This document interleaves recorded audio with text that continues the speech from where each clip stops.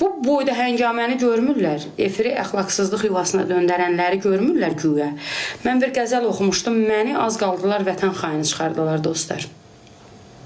Mən belə baxdım, dedim bu cəmiyyətdə yaşamaq vaxt itkisidir. Bu tipli adamların, bu tipli aparıcıların arasında. Hər zaman deyirəm, mən vətənpərvər insanam, dövlətimizi, dövlətçiliyimizi çox istəyən insanam. Amma mən baxıb gördüm ki, azlıq da çoxluğa tabidir. Mən tipli adamlar azdır. Onlar nə edir, mən də onlardan eləyim. Palaza bürün, ellə sürün. Başladım, mən də keçdim o tipli mahnılara, utana-utana da olsa. Oxudum ki, çörək qazanım. İnsanların zövqünü bax belə körladılar, efirlər. İndi bəzən deyirlər ki, neynəsin, efirdir də öz-özünü maliyyələşdirir. Baxın da, Xəzər televiziyası da özəl kanaldır. Xəzər televiziyası niyə yaxşıdır? Xəzər televiziyası əmim oğlunun deyil, dayım oğlunun deyil. Bu gün Xəzər televiziyasına baxa bilirik. Ailə ilə oturub evdə ailə uşaq baxa bilir. Ondan sonra televiziyalarda çoxdur yaxşı verilişlər, amma pislər də çox idi. Şükür Allaha ki, bu verilişlərə bir əl gəzdirildi. İctimai televiziya bini qədimdən yaxşıdır, ömür boyu da yaxşı olub. Onu zaten bilirik, orada yazırsınız. Niyə Xəzərdə mən vallahi görməmişəm, kimisə ora çıxartsınlar, desinlər ki, sən filan kəsin ərin əlindən almışsan, filan kəsin arvadı bura zəng eləyib, belə bir abırçılıq mən görməmişəm. Yox, Fikrət bəy, ailə qurub köçmüşəm. Canım mənim, niyə qaçıram ki, mən dövlətimi istəyən insanam. Gəldim, oğlumun toyunu da orada elədim. Qaçan adam ora gələ bilmir, orada toy eləyə bilmir. Orada da əl çəkmədi. Dost tanışlarımız da o verilişə çağırdı, bu çağırdı, o çağırdı. Üzdə ətdəndir də, rezindən deyil ki, deyəsən ki, gəlmirəm də. Adam utanır, deyirsən, yaxşı. O dost deyir, mənə gəl, bu da istəyir, mənim verilişimə gəl. Getdim, yəni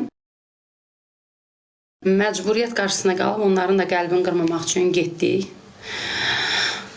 Amma şəxsən mənim bugünkü günü kimlərlə qalmaqalım varsa, məni bu qalmaqala salıb, mənim bu qalmaqalımın bünövrəsində hamı da bilir ki, rəngarəng verilişi dayanıb. Bunu biləsiniz. Bunu hər yerdə də deyirəm. Çıxardır ora bir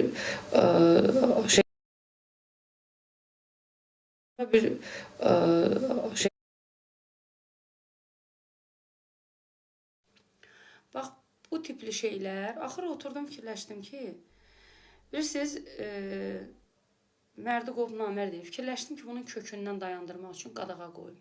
Özümə də, efirlərə də. Lazım deyil. Bu deyil efirim. Mənə lazım olanda, gərək elə məni o qara qutunun içindən görəsiniz. Zaten siz efirlərdə gedən verilişlərə də sosial şəbəkədə baxın. Bir dəqiqə.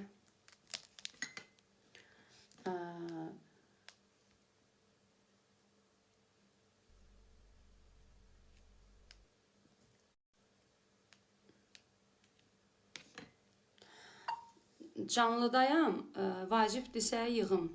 Vacib deyilsə canlıdan sonra yığaram, danışarıq.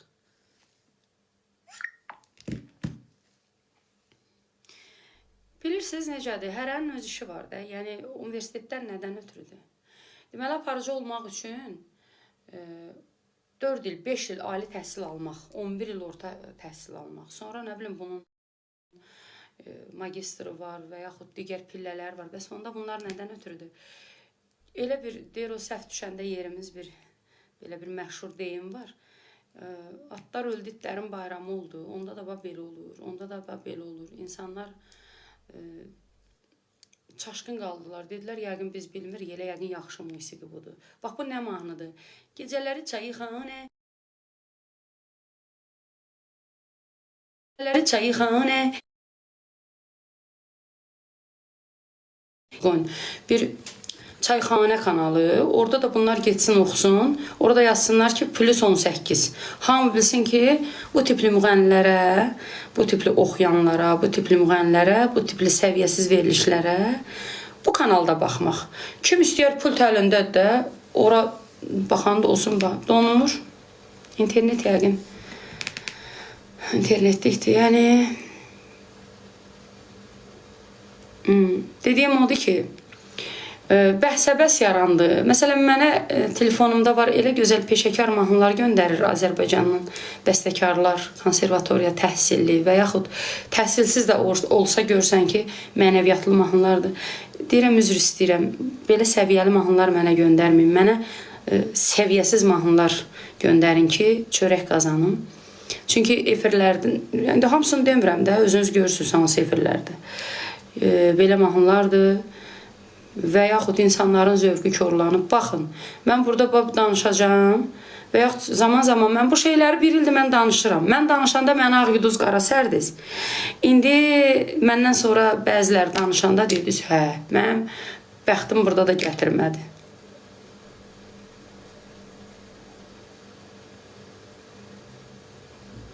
Arıqlamışam, pis görünürəm.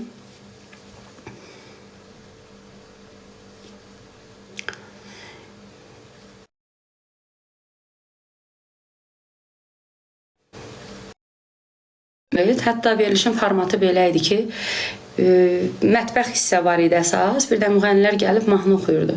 Əslində mən o işin öhdəsindən gələ bilərdim. Sadəcə olaraq deyir, nəyə minmək bir ayıb, nədən də düşmək bir ayıb. Əvvəla mənim ona vaxtım yoxdur. İkincisi, müğənni sən get mahnını oxu da. Hərənin öz işi var dediyim kimi. 73-cü ilin stəkanıdır.